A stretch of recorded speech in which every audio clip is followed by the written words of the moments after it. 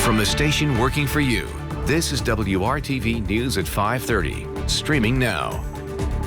Now at 5:30, getting back on the right track to financial security. Little things you can do right now to help recover from the hit brought on by the pandemic.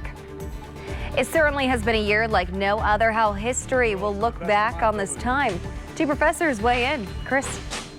Topping the lineup, help for people struggling to pay rent is on the way, but there are some delays. We're taking a look at what's behind the holdups. And if you've been thinking about starting your own business, this year may be the ideal time to do it. But the pandemic's created a good environment for entrepreneurs. Also, many people have lottery fever. May seem like certain states have better luck than others. We're getting answers on if that is actually the case. First at 5:30, the Rebound Indiana is WRTV's commitment to sharing ways Hoosiers can survive and thrive in this pandemic. The last year has taken a huge financial toll on many families. WRTV's Kelsey Anderson shares advice from a financial expert about how you can get back on track. For many of us, the pandemic had us digging deep into our pockets and into our piggy banks. But experts say you can make changes right now to get back on track in 2021. Well, whether you were laid off, furloughed, or even if you continued working at the height of the pandemic, we all learned the importance of having a savings built up for situations like this. Financial professional Logan Benham of Benham Advisory Group says the first thing you need to do to save is track your expenses. He says there's no way to save if you don't know where your money is going. But once you've understood and identified those places of unnecessary spending, then we can go in and consider contributing to our savings accounts or our retirement plans if you can. But remember that savings is a marathon, it's not a sprint. So it's important that you set goals for yourself and make sure that those goals are realistic to you and in your situation. Benham says those goals need to be realistic and attainable because it's going to be hard for you to achieve those goals if you feel overwhelmed when you look at your savings goals. And remember, saving money is a marathon, not a sprint, even if all it is right now is putting spare change in your piggy bank. Working for you, Kelsey Anderson, WRTV. Well, we had some beautiful weather today across central Indiana, and we're taking a live look on our Weather Now cam west of downtown Indianapolis. You can see that gorgeous sun and that beautiful sky. We've had plenty of sunshine today, and those temperatures were well above average. I hope you got out and enjoyed it because we have some changes coming our way. Highs today in the 40s, right around 49 in Indianapolis. Areas to the south did hit the 50s. We are going to change quite a bit overnight, and there's that skyline to the north. Plenty of sunshine today. Overnight, we're going to start to see a little bit more cloud coverage. We've had these westerly winds throughout the day. That's helped usher in that warmer air from the south. Now they are going to switch and become more northerly overnight. We're going to continue to see some gusty winds right around 20 miles per hour this evening and into the early morning hours. Looking at our temperatures, we're going to be in the 40s this evening, 30s overnight, and then we will drop into the 20s by tomorrow morning. Our daytime highs tomorrow just reaching the upper 20s. So a big change from what we saw today. That cold air is here to stay for a little while, and then some chances of a rain-snow mix in the forecast as well. Those details coming up in just a few minutes. President Biden has a goal of giving 100 million COVID vaccinations in his first 100 days. FEMA is now working on community vaccination centers with the goal of having 100 ready in the next month. Biden also signed a number of executive orders today to help work toward that vaccination goal. The big one is using the Defense Production Act to accelerate manufacturing and delivery of supplies for vaccines, tests, and PPE. President Trump also used the act to create more masks and ventilators. President Biden is also establishing a board to expand the supply and access to testing. Airports and airlines already require masks, but now there will be an executive order requiring it as well. Another executive order calls for more data collection on who is getting the vaccine and where there are disparities. All of this comes at a very critical time as some cities and states are reporting shortages of COVID vaccines, forcing some to reschedule appointments. New York City's mayor is warning they're going to begin to run out today. He says they had to reschedule 23,000 appointments for people waiting to get their first dose because they didn't have the supply. Part of the issue is there was a delay in this week's delivery of Moderna's vaccine. West Virginia also says it didn't get an increase in doses it was expecting this week. It has already administered nearly all of its first doses. I do think that the release of vaccines, the allocation of vaccines from manufacturers into the states, which is dictated by CDC, I think that's lagging a little bit.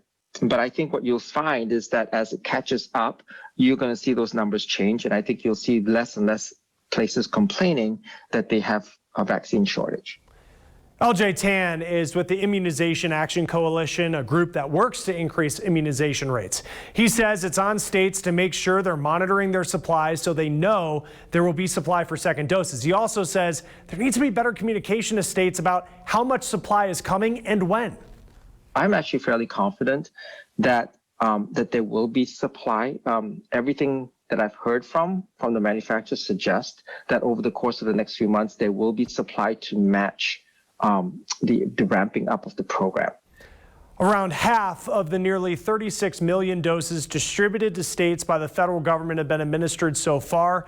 Tan says the money in the latest stimulus package to help with vaccine distribution is just starting to get to states. Checking back on the lineup, the pandemic is providing unique opportunity for entrepreneurs. How you could see success with your great idea. Payments, no interest for 12 months. Historians will have plenty to say when it comes to 2020, and that includes the people, the pandemic, and the politics. Our Rafael Sanchez spoke with a historian and a political scientist at the University of Indianapolis to get their take on this moment in time. I suggest that democracy was tested over the past 2 weeks. So if there was a test, did we pass the test? Yes, we did. But I would also say, theoretically, you see challenges or tests to democracy all the time. Every time we have an election, there's going to be strife in the country. After every election day, the coming weeks, people will be upset. Half of Americans are going to be upset because the candidate they wanted lost. It is not going to be the new leader. Every time we make it through one of those moments, one of those events, yes, democracy is tested, but we've come through it. The country still remains divided. We are still in the middle of COVID-19. We have surpassed 400,000 deaths. So as you head back into the classroom and teach this moment in real time, what does that all look like? It was just about 8 years ago, I think, that people were trying to prematurely write an obituary for the Republican Party and saying there's no way they can win the presidency again based on the way that demographics are playing out. And they were wrong, right? So I think that's one of the things is beware of the quick snap judgments because those tend to be premature and inaccurate. Our thanks to both professors. They also shared that this moment in time is providing real-time, real-life experiences about our nation. 2021 could be a big year for entrepreneurs. If you have a solution to a problem, the world needs you and needs your ideas. Start it right now. Elizabeth Caven is with the Startup Accelerator. They support new startups with money, mentorship, and education, sometimes in exchange for a share of equity. The pandemic provided a unique opportunity for entrepreneurs. Yeah, so I think when a lot of uncertainty happens and a lot of questions hang out there, entrepreneurs are problem solvers. And so they look for those problems that they see and they think, hey, I might have a solution to this that no one else has done. Caven says history suggests that those startups will grow into successful giants. Out of the Great Recession in 2008 timeframe, we saw a lot of really powerful companies kind of get born out of that time, like the Ubers of the world and the Venmos and, just a lot of companies that now are household names. That is really what I anticipate happening again throughout this time period. Caven says she expects similar outcomes in the post-pandemic economy. So what should entrepreneurs do right now? She says, reach out. Keep the conversations going. Stay top of mind for the people that are your potential customers, the mentors, the potential investors. Networking can be key since you can't bump into potential investors in coffee shops. She recommends startups start by figuring out if using an accelerator is their best option. Then, if the answer is yes, finding one that aligns with their goals and terms. All right, let's get back to the lineup as help to pay rent. It has been slow to come for some. A lot of people are have applied for this relief and have gone months without hearing back. We're taking a look at what's behind the holdup. Right now. Congress set aside $25 billion for rent relief in the latest stimulus package, but getting all of that money out to each state is taking time. Alicia Nieves shows us one woman's story which captures why more may need to be done to ensure this help gets to people faster. Over the past year, life has changed quite a bit for this photographer and videographer. Due to the pandemic, the industry I work in has essentially evaporated. The former event industry professional, Stephanie, went from being booked and busy to out of work and struggling to pay rent. A little bit more about our demands as a campaign. I applied for rental relief in the summer of 2020, and I didn't hear back for 6 months. In this time, my roommate and I were really struggling, and we ended up leaving our apartment out of fear because we were worried about accumulating more debt, and our lease was expiring, so we didn't know what to do. She didn't know it then, but found out that decision disqualified her from being able to actually get the rent relief. Now she owes thousands in back rent and has no idea where the money from that will come from. And also see if you might be available to come to one of our webinars coming up this week. She's joined the group Cancel the Rents Boston, fighting for a change in how officials are managing rent relief. A lot of people are in this situation. A lot of people are have applied for this relief and have gone months without hearing back. And in that time span, a lot can happen. Diane Yantel is with the National Low Income Housing Coalition, which has followed rent relief distribution around the country. She says 2 issues have caused the delays in getting rent relief to those in need. 1, programs being understaffed and overwhelmed. And 2, the bigger issue, programs having overburdened themselves and tenants with bureaucracy. Some of them had additional restrictions on the funds unnecessarily. Some of them required an hour-long intake interview and a 55-page application. While delays in rent relief have so far been limited to a handful of states that added extra requirements for the funds, Yentel fears the issue could now become far more widespread, since on the last day of the Trump administration, the Treasury Department issued new guidance for the $25 billion in rent relief it's releasing. It is unfortunately and unnecessarily restrictive. It's requiring localities to have really burdensome documentation requirements, including some that could be do long-term harm to tenants, like requiring eviction notices in hand before people can receive those funds. We'll be urging incoming Secretary Yellen to rescind this and start over. Otherwise, many could end up in someone like Stephanie's shoes, out of a home in the middle of a global pandemic, even though help was supposed to be available. I'm Alicia Nieves reporting.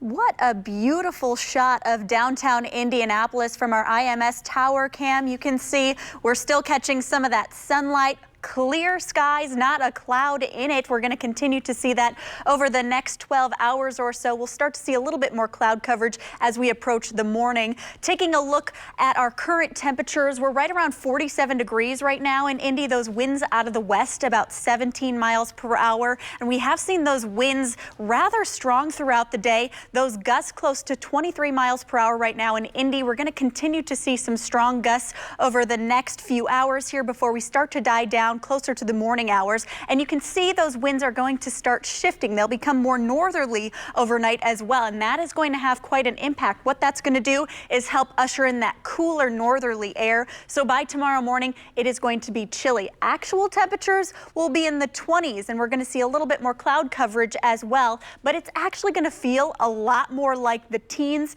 even the single digits to the north, and that is due to that wind chill that we are going to experience. Looking ahead to the weekend, Saturday is going to be rather nice, still a little chilly, those temperatures only into the low 30s, and we're still going to have that Arctic air in place over the Midwest. But then we do have this system that's going to approach on Sunday. That's going to bring us the potential of a rain-snow mix late Sunday and into Monday morning. By Monday morning, we could also see a freezing rain mixed in there. So looking at our weekend, we're going to see kind of a split, mostly sunny, 32 on Saturday. Sunday, that chance of a rain-snow mix comes in. Tomorrow, 29 for the high, and then we start that climb as we head towards the week. A long, sometimes painful journey for countless Americans.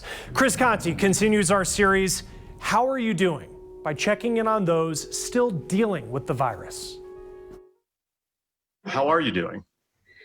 I mean, I'd say I'm doing okay. I think I want to feel like I'm more in control of my health. For the millions of Americans in this country who've been infected with COVID, answering that question always elicits a different response. I don't like taking medication. I've never taken meds for anything, really. Sean Stevens and Ashley Verrell both contracted the virus early on in the pandemic. I'm in that bunch of people that got COVID before we knew it was COVID.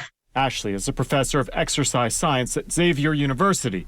With 3 kids at home, being knocked out for weeks was hard enough. The list of conditions that I've been tested for now is getting kind of ridiculous. Almost a year later, though, answering that question, how are you doing, depends on the day. There are times when she suddenly develops large swollen masses on her body. Doctors can't figure out what's wrong, but say it's a complication from COVID. I tend to do a lot of my work in the evenings, and there will be times where I'll have a huge mass on my forearm or in my wrist or in my hands to the point where I can't even type on my computer. Twice a day, I check my blood pressure. Sean Stevens never had high blood pressure before COVID. Now his blood pressure is so high he has to take medication every day to prevent a possible heart attack. And I get frustrated at so many people that downplay it. I get just as frustrated at people that are just completely overblowing it. I just wish people would just do what we're supposed to do. This 53-year-old athlete would typically be training for Spartan races right now. Instead, he's dealing with short-term memory loss. I literally will forget what I'm doing all day long. I mean, it's just constant. Their lingering symptoms aside, though, both Sean and Ashley are grateful to be doing okay and are hoping to be doing much better as the year unfolds. I'm just looking forward to being around people again. Being around people where you can see the expressions on their face. I'm Chris Conti. All right, Chris, thank you. And during the pandemic and even before, we saw huge growth in the number of downloads of apps for meditation or mindfulness. But there may not be enough quality data yet to show who and how it may really benefit. Mindfulness is basically being aware of the present moment in a non-judgmental way. The University of Cambridge took a look at more than 100 mindfulness training programs. They found that compared to doing nothing, mindfulness can help reduce stress, anxiety, and depression. But it wasn't clear who benefits the most, and it doesn't necessarily help more than other feel-good practices like exercise. So it's a good tool to have for the situations where we're beating ourselves up too much, or we're emotionally exhausted, or we've been ruminating too much on bad things, or we're having trouble sleeping. It's really helpful for these situations. But the idea that, everyone should be in a more meditative state all the time, I think that gets a little bit dangerous.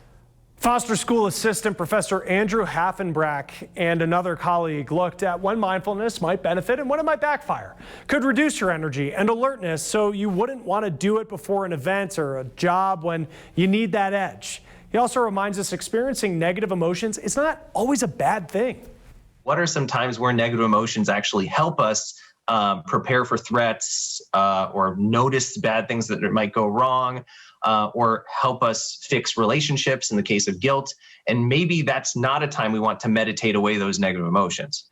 Haffenbrack would still recommend trying mindfulness, but if you're new, he says, don't be surprised by how hard it might be at first, and try guided audio recordings or an in-person instructor because they give you verbal reminders to refocus. Now, one final check of the lineup may seem like some states always have the big lottery jackpot winners. We're getting answers on if they really are luckier than others. We have the meat. Somebody's finally won the big Powerball jackpot. So far, we know the winning ticket was sold at a store in Maryland. That single ticket was worth more than $731 million. Maryland does allow its lottery winners to remain anonymous. Now, Maryland itself has only had 3 Powerball winners ever, and that includes the latest one. It's not really considered a lucky state if you compare it to places like Indiana, where there have been 39 Powerball winners, and Missouri, where they've had 31. So is there such a thing as a lucky state? Well, experts in math and statistics say no. Every lottery ticket has the same odds, no matter where it's bought, no matter when it's bought.